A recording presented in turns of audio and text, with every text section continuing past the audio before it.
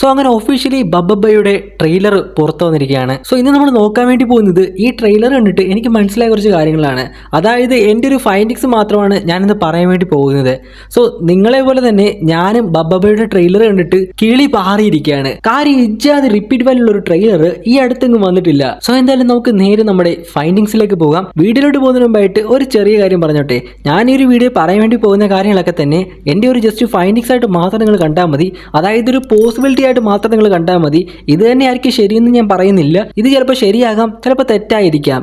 So ആ ഒരു രീതിയിൽ മാത്രം നിങ്ങൾ ഇത് കണ്ടാലും മതി. അപ്പൊ നമുക്ക് നേരെ നമ്മുടെ ഫൈൻഡിങ്സിലേക്ക് പോകാം. സോ ഫസ്റ്റ് ഓഫ് ഓൾ നമ്മൾ ഈ ഒരു സീൻ നോക്കുകയാണെന്നുണ്ടെങ്കിൽ ഇവിടെ നമുക്ക് ഒരു റേഡിയോ കാണാൻ സാധിക്കും. ഈ ഒരു റേഡിയോയും അതിനുള്ളിരിക്കുന്ന ആ ഒരു കാസറ്റും ദിലീപിന്റെ ക്യാരക്ടർ പോലീസുകാർക്ക് അയച്ചു കൊടുത്തതാണെന്നുള്ള കാര്യം നമുക്ക് കാണാൻ സാധിക്കും. അതായത് ഇവിടെ കൊറിയർ ചെയ്തതിന്റെ ഒരു സ്ലിപ്പ് കാണാൻ സാധിക്കും. മേ ബി ദിലീപിന്റെ ക്യാരക്ടർ പോലീസുകാരെയും CBI ഉദ്യോഗസ്ഥരെയൊക്കെ തന്നെ ഇട്ട് നെട്ടോട്ട് ഓടിച്ചിട്ടുണ്ടായിരിക്കാം. അവസാനം CBI ഉദ്യോഗസ്ഥർ ദിലീപിന്റെ ക്യാരക്ടറിന്റെ ഒരു റഫ് ആയിട്ടുള്ള ഇമേജ് കണ്ടെത്തുകയും ഇവനെ എങ്ങനെയും കൊടുക്കണമെന്ന് വിചാരിച്ചിരിക്കുന്ന സമയത്തായിരിക്കും. സോ ഇതെല്ലാം തന്നെ ദിലീപിന്റെ ഒരു പ്ലാനിംഗ് ആണെന്നും അതിൽ ഇവർ വന്ന് അകപ്പെട്ടാണെന്നുള്ള കാര്യം മനസ്സിലാക്കുന്ന ഒരു സീനായിരിക്കാം ഇത്.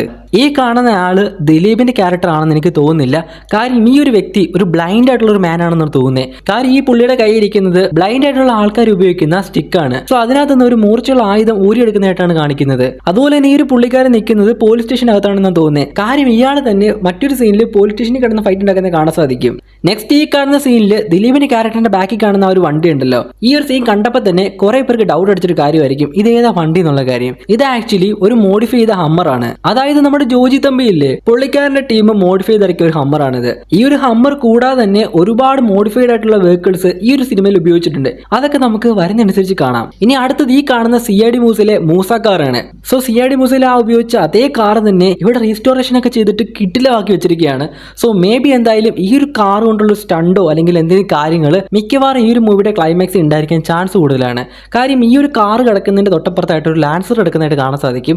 അതുപോലെ തന്നെ ഈ ഒരു കാർ കിടക്കുന്നത് ഒരു വലിയ ഗരാജിലാണെന്നുള്ള കാര്യം നമുക്ക് മനസ്സിലാക്കാൻ സാധിക്കും. മേ ബി ഇതൊരു സ്പൂഫായിട്ട് അല്ലെങ്കിൽ ഒരു നെസ്റ്റാളജിക് ഐറ്റം ആയിട്ട് ഈ ഒരു സിനിമയിൽ പ്ലേസ് ചെയ്തതായിരിക്കാം. സോ CID മൂസിലൊക്കെ പോലെ തന്നെ ഈ ഒരു കാർ വെച്ചുള്ള സ്റ്റണ്ടൊക്കെ ഈ മൂവിയിൽ ഉണ്ടെന്നുണ്ടെങ്കിൽ അതൊക്കെ വേറെ ലെവലായിരിക്കും കേട്ടോ.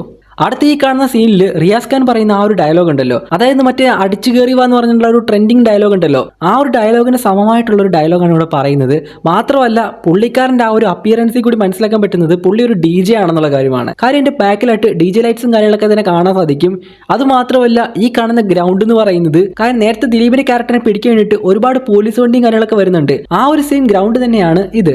കാര്യം ഇവിടെ ദിലീപിന്റെ ക്യാരക്ടർ ഫൈറ്റ് ചെയ്യുന്ന സമയത്ത് ബാക്കിലായിട്ട് ആ DJ ലൈറ്റ്സും കാര്യങ്ങളൊക്കെ തന്നെ കത്തുന്നതായിട്ട് കാണാൻ സാധിക്കും. അതുപോലെ തന്നെ നമുക്ക് ഇവിടെ മണിച്ചേട്ടന്റെ സോന സോന എന്നുള്ള പാട്ടിട്ടുള്ള ഒരു ഫൈറ്റ് സീൻ നമുക്ക് ഇവിടെ പ്രതീക്ഷിക്കാം. അടുത്ത നമ്മുടെ സലീം കുമാർ ഏട്ടന്റെ ഈ ഒരു സീനാണ് കേട്ടോ.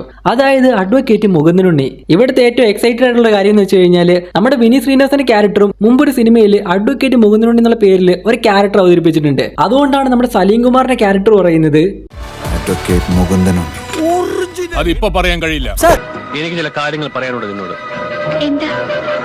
അതിപ്പോ പറയാൻ കഴിയില്ല. ഈ ഒരു സീൻ കണ്ടില്ലേ, ഇത് ആ ഒരു സിനിമയിലെ തന്നെ സീൻ റീക്രിയേറ്റ് ചെയ്തിരിക്കുകയാണ്. ഈ ഒരു കാര്യം മാത്രമല്ല പല പല സിനിമകളിലെ ഫേമസ് ആയിട്ടുള്ള ഡയലോഗുകളും സീനുകളൊക്കെ തന്നെ ഇവിടെ റീക്രിയേറ്റ് ചെയ്തിട്ടുണ്ട്. അതായത് മൊത്തത്തിൽ പറഞ്ഞു കഴിഞ്ഞാൽ ഈ ഒരു സിനിമയിൽ ഒരുപാട് സ്പൂഫുകൾ ഉണ്ട്. മേ ബി ഈ കാണുന്ന സീന് ഈ സിനിമയുടെ ക്ലൈമാക്സ് വരുന്ന സീനാണെന്നാണ് എനിക്ക് തോന്നുന്നത്. മേ ബി ആ ഒരു ടൈമിലായിരിക്കും ഈ കാണുന്ന ഒരു ഫൈറ്റിംഗ് കാര്യങ്ങളൊക്കെ തന്നെ, അതായത് ലാലേട്ടന്റെ ഈ ഒരു ഫൈറ്റിംഗ് കാര്യങ്ങളൊക്കെ വരുന്നത്. അതായത് ദിലീപിന്റെ ക്യാരക്ടറിനെ പ്രൊട്ടക്ട് ചെയ്യാൻ വേണ്ടിയിട്ട് ഇവരോട് ഫൈറ്റ് ചെയ്യുന്ന ലാലേട്ടന്റെ ക്യാരക്ടറിനെയാണ് നമ്മളിവിടെ കാണുന്നത്. സോ ഇവിടെ മെയിൻ സ്വിച്ച് ഓൺ ആക്കുകയും ഓഫ് ആക്കുകയും ചെയ്യുന്നുണ്ട്. ഇത് മേ ബി ഒരു പോലീസ് സ്റ്റേഷനകത്തുള്ള ഒരു ഫൈറ്റിന്റെ ഭാഗമായിട്ട് അവർ മെയിൻ സ്വിച്ച് ഓഫ് ആക്കുന്നതും ഓൺ ആക്കുന്നതായിരിക്കാം കാണുക. സോ ഇവിടെ ദിലീപിന്റെ ക്യാരക്ടർ ഒറ്റയ്ക്കല്ല ഇതൊക്കെ ചെയ്യുന്നത്. പുള്ളിയുടെ പിറകിൽ പുള്ളിയെ സപ്പോർട്ട് ചെയ്യാൻ വേണ്ടിയിട്ട് കുറച്ച് ആൾക്കാർ കാണാൻ ചാൻസ് കൂടുതലാണ്.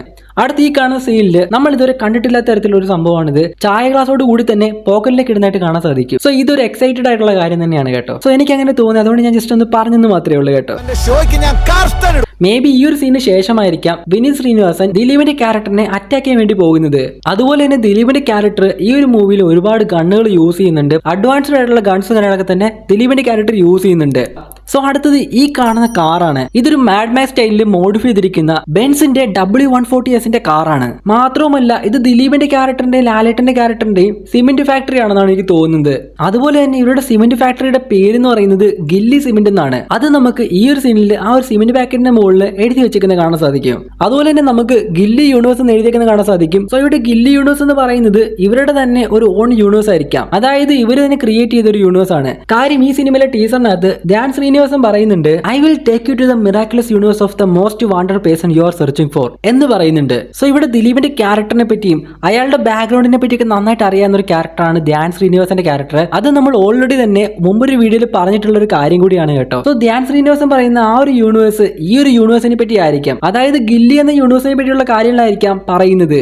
അടുത്തത് ഈ കാണുന്ന ലാലേട്ടന്റെ സീനിൽ നമുക്ക് സൂക്ഷിച്ചു നോക്കി കഴിഞ്ഞാൽ ഒരു കാര്യം കാണാൻ സാധിക്കും. ലാലേട്ടൻ ഒരാളോട് ഫൈറ്റ് ചെയ്യുന്നുണ്ട്. അത് ദിലീപിന്റെ ക്യാരക്ടറിനെ അറ്റാക്ക് ചെയ്യുന്ന പോലീസ് ആണെന്നുള്ള കാര്യം നമുക്ക് മനസ്സിലാക്കാൻ സാധിക്കും. ആ ഒരു ടീമിലുള്ള ഒരാളെ ലാലേട്ടൻ സ്പടിക്കത്തിൽ ആടുതോമയെ പോലെ തന്നെ മുണ്ട് പറിച്ചടിക്കുന്നതായിട്ട് കാണാൻ സാധിക്കും. സോ ഇവിടെ നമുക്ക് മനസ്സിലാക്കാൻ പറ്റുന്ന കാര്യം എന്ന് വെച്ച് കഴിഞ്ഞാൽ നമ്മുടെ ലിയോ സിനിമയില്ലേ, അവർക്ക് ഒരു വലിയ ഫാക്ടറി കാര്യങ്ങളൊക്കെ തന്നെയുണ്ട്. അവർ ഒരുപാട് ഇല്ലീഗൽ ആയിട്ടുള്ള ബിസിനസ് കാര്യങ്ങളൊക്കെ ചെയ്യുന്ന ആളുകളാണ്. അവർക്ക് അവരുടെ രീതിയിലുള്ള ഒരു യൂണിവേഴ്സ് തന്നെ ഉണ്ടായിരുന്നു. അതുപോലെ തന്നെ ഓൺ ക്രിയേറ്റഡ് ആയിട്ടുള്ള ഒരു യൂണിവേഴ്സ് ആയിരിക്കണം ഇത്. അടുത്തത് ഈ കാണുന്ന സീനിൽ ലാലേട്ടൻ ഓടിക്കുന്ന ബുള്ളറ്റ് ഉണ്ടല്ലോ, ഇത് പിൻഗാമി എന്ന മൂവിയിൽ ലാലേട്ടൻ ഓടിച്ച KL113433 എന്ന ആ ഒരു സെയിം ബുള്ളറ്റ് തന്നെയാണ് ഇവിടെ ലാലേട്ടൻ ഓടിക്കുന്നത്.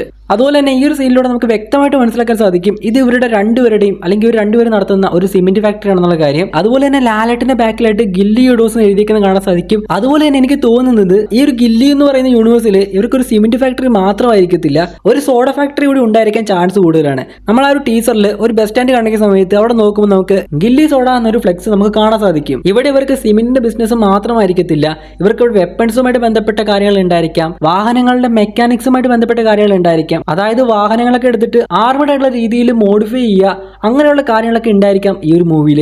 അതുപോലെ തന്നെ ഗില്ലി സോഡ എന്ന് പറയുന്ന ആ ഒരു സോഡ ഫാക്ടറിയും ഇവരുടേതായിരിക്കാം. സോ ഇതൊക്കെ തന്നെ ഇവരുടെ ആ ഒരു എംപയർ, അതായത് ഇവർ ക്രിയേറ്റ് ചെയ്ത് വെച്ചാൽ ആ ഒരു എംപയർ ഉണ്ടായിരിക്കാം. ആ ഒരു എംപയറിലുള്ള കാര്യങ്ങളൊക്കെ തന്നെ ആയിരിക്കാം ഇത്. പിന്നെ എന്തുകൊണ്ടാണ് ഇവിടെ ഗില്ലി എന്നുള്ള പേര് വന്നതെന്നുള്ള കാര്യം നോക്കുകയാണെന്നുണ്ടെങ്കിൽ, അല്ലെങ്കിൽ ആ ഒരു ഗില്ലി സിനിമയിൽ വിജയ് ഓടിക്കുന്ന ആ ഒരു ജിപ്സി എങ്ങനെയാണ് ഈ ഒരു മൂവിയിൽ വന്നതെന്ന് നോക്കുകയാണെന്നുണ്ടെങ്കിൽ മേ ബി ഇതുപോലെ തന്നെ അവരതെടുത്തിട്ട് അവരുടെ ഓൺ ഗരാജിൽ അവർ മോഡിഫൈ ചെയ്തിരിക്കാം. സോ ഇതെല്ലാം ഒരു പോസിബിലിറ്റി ആയിട്ട് മാത്രം നിങ്ങൾ കാണുക. അതുപോലെ തന്നെ ഗില്ലി എന്ന് പറയുന്നത് വിജയ് അഭിനയിച്ച സിനിമയാണെന്നുള്ള കാര്യം നമുക്ക് എല്ലാവർക്കും അറിയാം. ആ ഒരു സിനിമയിലെ ഡയലോഗും കാര്യങ്ങളൊക്കെ തന്നെ ഈ ഒരു മൂവിയിൽ യൂസ് ചെയ്യുന്നുണ്ട്. അത് ഒഫീഷ്യൽ ട്രെയിലറിൽ കാണിക്കുന്നില്ലെങ്കിൽ പോലും ചിലപ്പോൾ സിനിമയിൽ അതൊക്കെ നമുക്ക് കാണാൻ ചാൻസ് ഉണ്ടായിരിക്കാം. ട്രെയിലറിന്റെ അവസാനം ലാലേട്ടൻ പാടുന്ന പാട്ടും ഗില്ലി സിനിമയിലെ പാട്ട് തന്നെയാണ്. മേ ബി ഈ സിനിമയിലെ ലാലേട്ടന്റെ ക്യാരക്ടറും ദിലീപേട്ടന്റെ ക്യാരക്ടറും ഗില്ലി സിനിമയുടെ അല്ലെങ്കിൽ വിജയുടെ ഒരു ഡൈഹാർഡ് ഫാൻ ആയിരിക്കാം. സോ അതുകൊണ്ടൊക്കെ തന്നെ ആയിരിക്കും ആ ഒരു ടോണ് ഇതിൽ പിടിച്ചിരിക്കുന്നത്. ഈ ഒരു സിനിമയ്ക്ക് സീക്വൽസ് ഉണ്ടായിരിക്കുമെന്നാണ് ഇതിന്റെ അണിയറ പ്രവർത്തകർ പറയുന്നത്. സോ ആ ഒരു സീക്വൽസിനകത്ത് അല്ലെങ്കിൽ സെക്കൻഡ് പാർട്ട് വരുന്ന സമയത്ത് ഗില്ലി യൂണിവേഴ്സിനെ പറ്റിയുള്ള ഒരുപാട് കാര്യങ്ങൾ ഉണ്ടായിരിക്കും. മേ ബി അതിൽ ലാലേട്ടന്റെ ക്യാരക്ടറിന് കൂടുതൽ പ്രാധാന്യം നൽകുകയായിരിക്കാം പ്രസന്റ് ചെയ്യുക. മേ ബി ഈ സിനിമയിലെ ലാലേട്ടന്റെ ക്യാരക്ടറിന് വളരെ കുറച്ച് സീനുകൾ മാത്രമായിരിക്കാം ഉണ്ടായിരിക്കുക.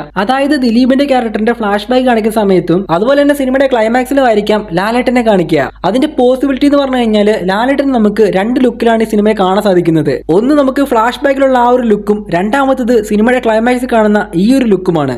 അതുപോലെ തന്നെ നമുക്ക് ഈ ഒരു സീനിൽ വിനീത് ശ്രീനിവാസന്റെ ക്യാരക്ടറിന്റെ ബാക്കിലായിട്ട് നമുക്കൊരു പോസ്റ്റർ കാണാൻ സാധിക്കും. അതായത് ഒരു വലിയ റൈറ്റ് നടന്നതിനോട്ട് കാണാൻ സാധിക്കും. അതുപോലെ തന്നെ അതിന്റെ നടുവിലായിട്ട് ദിലീപിന്റെ ക്യാരക്ടർ ആണെന്ന് തോന്നുന്നു ആ ഒരു റൈറ്റ് നടന്ന പ്ലേസിൽ നിന്ന് എസ്കേപ്പ് ആവുന്നതായിട്ട് കാണാൻ സാധിക്കും. സോ ഇവിടെ എനിക്ക് മനസ്സിലാക്കാൻ പറ്റിയത് ദിലീപിന്റെ ക്യാരക്ടറിനെ പിടിക്കാൻ അല്ലെങ്കിൽ ദിലീപിന്റെ ക്യാരക്ടറിനെ ലോക്ക് ചെയ്യാൻ വേണ്ടിയിട്ട് വിനീത് ശ്രീനിവാസൻ നോക്കുന്ന സമയത്ത് അവരെല്ലാം ഇട്ട് വട്ടം ചുറ്റിക്കുകയും ദിലീപിന്റെ ക്യാരക്ടറിന്റെ പ്ലാനിങ്ങിലൂടെ അവരെ ട്രാപ്പിലാക്കുകയും ചെയ്യുന്നുണ്ടായിരിക്കാം. ശരിക്കും നമ്മൾ എത്രയൊക്കെ ഡീകോഡ് ശ്രമിച്ചാലും ഇതിന്റെ കഥ എന്താണെന്നോ അല്ലെങ്കിൽ സിനിമയുടെ കഥ എങ്ങനെയാണ് കൊണ്ടുപോകുന്നുള്ള കാര്യത്തെ പറ്റിയിട്ടൊന്നും യാതൊരു ഐഡിയ നമുക്ക് കിട്ടിയിട്ടില്ല. മേ ബി ഇതൊരു പക്ക റിവെഞ്ച് ആയിരിക്കാം. അതായത് ആ ഒരു റിവെഞ്ചിന്റെ ഭാഗമായിട്ട് ബാക്കി എല്ലാവരും ഭ്രാന്ത് പിടിപ്പിക്കുന്ന ഒരു ക്യാരക്ടർ ആയിരിക്കാം ദിലീപിന്റെ ക്യാരക്ടർ. അതുപോലെ തന്നെ ഈ ഒരു സിനിമയ്ക്കകത്ത് ലാലേട്ടനും ദിലീപേട്ടനും ചേട്ടനനിയന്മാരെന്നുള്ള കാര്യം ഞാൻ ഓൾറെഡി മുമ്പൊരു വീഡിയോയിൽ പറഞ്ഞിട്ടുണ്ട്. സോ ആ ഒരു കാര്യം ഏകദേശം ശരിയാണെന്ന് നമുക്ക് ട്രെയിലർ കണ്ടപ്പോൾ മനസ്സിലായിട്ടുണ്ട്. സോ 100% ദിലീപിന്റെ ക്യാരക്ടറിന്റെ ചേട്ടനായിട്ടായിരിക്കാം ലാലേട്ടനെ ഇവിടെ കൊണ്ടുവന്നിരിക്കുന്നത്. പിന്നെ ഈ മൂവിയിൽ വിജയുടെ ക്യാമിയോ ഉണ്ടായിരിക്കുമെന്ന് പലരും ചോദിക്കുന്നുണ്ട്. ഈ ഒരു മൂവിയിൽ വിജയുടെ ക്യാമിയോ ഉണ്ടായിരിക്കാൻ ഒരു ചാൻസും ഇല്ല.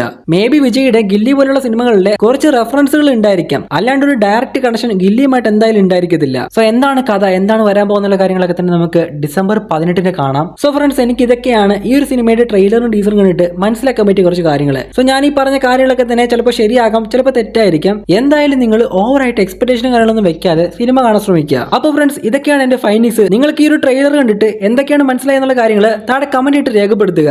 അതുപോലെ തന്നെ വീഡിയോ ഇഷ്ടപ്പെട്ടെങ്കിൽ വീഡിയോ ലൈക്ക് ചെയ്യാനും കൂടുതൽ വീഡിയോകൾക്കായിട്ട് ഈ ഒരു ചാനൽ സബ്സ്ക്രൈബ് ചെയ്യാനും മറക്കല്ലേ.